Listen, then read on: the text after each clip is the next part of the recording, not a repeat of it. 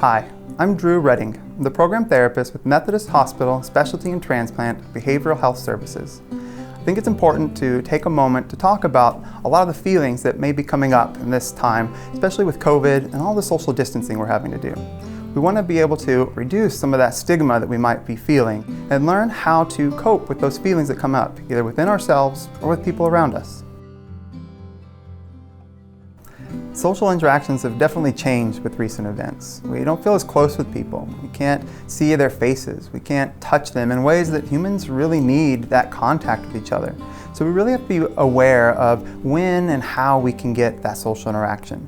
Just a phone call with somebody you care about. Sitting 6 feet apart outside can still provide a lot of benefit to us. So even if we are only able to see people on video chat or on FaceTime, it still can help us quite a bit. I know you're probably thinking that this is uncomfortable to have to do this social distancing, but we really want to make sure we're still getting the value of human interaction, even if we are just sitting in the same room as people from a distance, or if we are able to meet with them over the phone. Those things are still important for us to do for our overall mental health.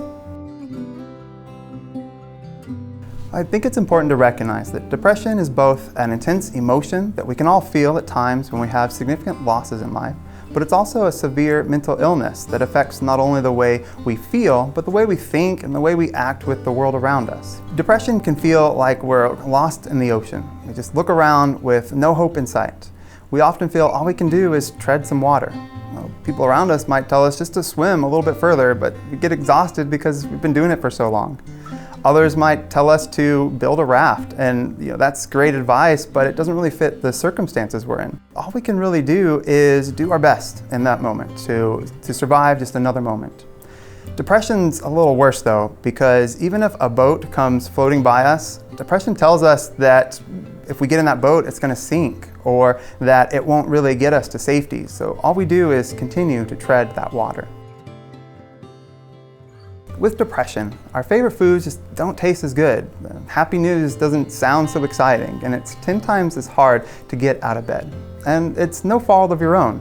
There's an interaction going on with your brain. You have these chemicals, serotonin and dopamine, that usually give you pleasure and give you motivation. And due to a stress you might be going under, or due to some underlying biological conditions that you might not be aware of, it can make all of these things feel less enjoyable and you feel unmotivated in life. So it's important to know that we have to do a little bit more than just start feeling happy to be able to address. And that could be done through just some daily changes in your behavior. These types of changes can happen either due to biological functioning, maybe our parents have depression, or it can be due to a significant stress like COVID. Regardless of what's going on, we can do some things to change our daily behavior. Sometimes we can't do it on our own. It's just too difficult to get out of bed, and our body isn't regulating itself the way it's supposed to. So we might need to try some medications. I know we don't want to, and we'd rather be able to do it on our own, but that's where a lot of the stigma comes from. We can't do it all on our own sometimes, and we don't have to. So maybe we can talk to a doctor about a medication that helps boost our energy. Maybe it improves our sleep. Maybe it just gives us a little more motivation to get up and go to those therapy appointments. The other thing we want to recognize is how alcohol and other substance use can affect our mental health. Alcohol and marijuana lower our serotonin and dopamine, which makes it that much harder to get up and to stay engaged. And so if we want to give ourselves the best chance to succeed, we should probably limit our use of those substances. It can be helpful for us to start examining how we relate to our past experiences. Maybe we've picked up an unhealthy coping skill from our environment or even from our parents.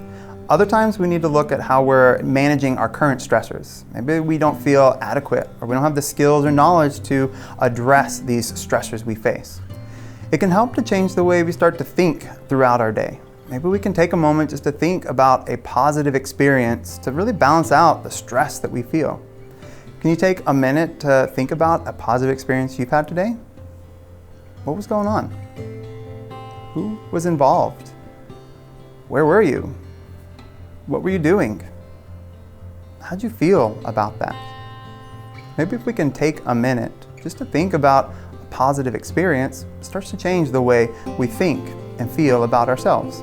Even if our symptoms don't warrant medication or talk therapy, there's a lot of things we can do just in our daily habits to improve our mental health. We could get outside and go for a walk for 10 to 15 minutes. If you happen to increase your heart rate while you're doing it, all the better. You could take some time to write down your thoughts in a journal. We accumulate a lot of thoughts and emotions through the day, and having a place to let go of them at the end of the day can really help. Maybe we just need some positive social interaction. Just being around somebody we care about without feeling pressured to put on a smile or say all the right things, and just to be ourselves can be very important. I hope you can start to see how depression can be a severely debilitating disease, and it's not something we can just ignore or choose to be happy about. We really want to make sure that we take some steps to address our mental health. So if you are starting to feel unmotivated, if you're starting to feel lost or helpless in this world we live in, if you start to have significant changes in your sleep schedule or your appetite, you're losing weight, or if you're even starting to feel like you don't want to be alive anymore, you want to make sure that you're able to reach out and ask for help. You don't always have to go to a therapist. Sometimes just talking to somebody who cares about you, and they can help you find the help that you need. Maybe you are the one recognizing these symptoms in somebody you love, and we want to make sure we know where to go and who to ask for help. So here are a list of resources that you can use either for yourself or to help somebody you love.